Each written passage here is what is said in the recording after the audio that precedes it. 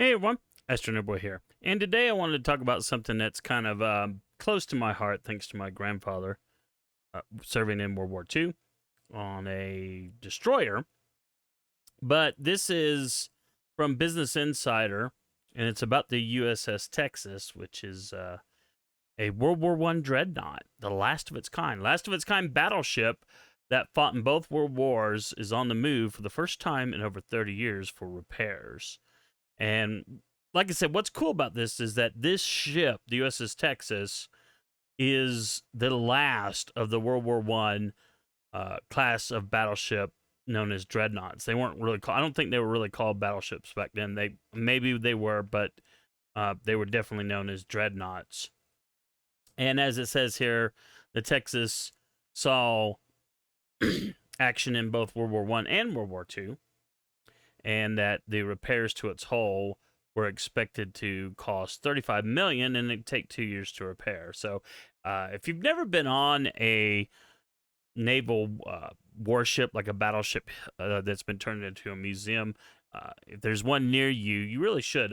For me, it was the USS Alabama, and I know when I was a teenager, my parents stopped to visit an aunt and uncle of ours, and then we took the time to do a tour of the ship, as you see here. And it is just an amazing experience to go through this big old hunk of warship and see how folks had to live and how they had to operate during the wars, the World War II especially.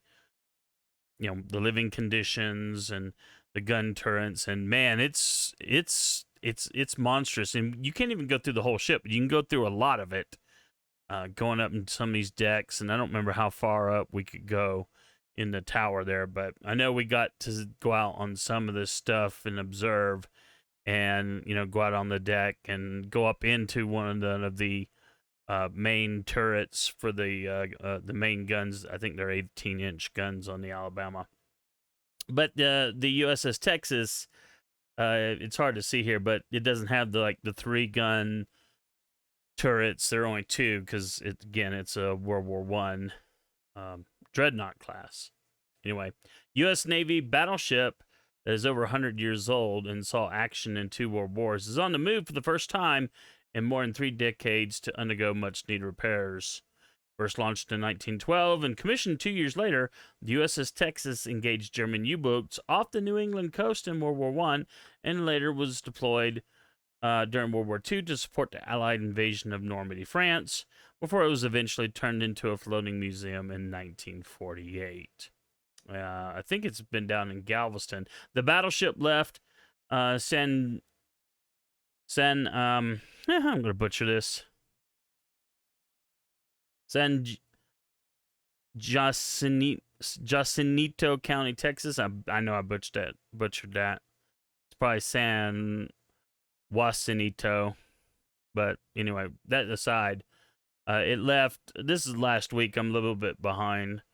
And then it's going to take $35 million to repair it. I believe they did some private fundraising for this ship. I know someone who I believe is involved at some level in helping to get this repaired. I can't remember for sure. I need to talk to them again about that. But anyway, there was serious concerns that the ship would sink because it was definitely heavily leaking, and they had pumps going all the time. So the ship last underwent repairs in 1988. As the years have gone by, it has become increasingly obvious that repairs are again needed, but there have been concerns about moving the ship. Some observers have even expressed fears that the ship might sink. Thankfully, it did not. So it will be taken and repaired and then taken back to either Beaumont Baytown or remain in Galveston, Texas. And I've got another friend who went down there for a trip and said that it was really cool.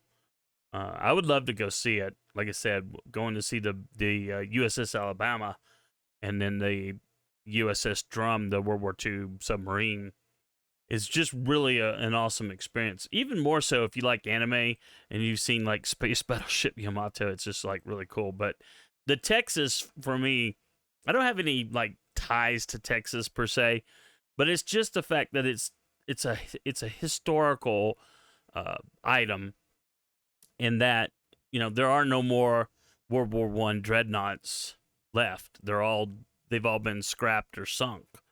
So I really am keen to see this last dreadnought kept afloat and made into, well, it's already a museum, but continue to be a museum for people to visit, because I will definitely, once in a couple years from now, Lord willing, I will try to take a trip once the ship is repaired and get pictures and stuff and share them. But yeah, it was just I know this is not really something that most people are going to care about, but for me, the warship, I mean, like I said, it's hard to explain really. But when you've got a passion for these things, and you like to see historical ships kept going, you know, it's kind of exciting. And I'm glad to see that they found the money to be able to repair the ship and make it back to where it was. So, simple little video with yours truly gushing over over this World War One dreadnought. But there you go. Like, subscribe, all the other stuff. We'll see you in the next video.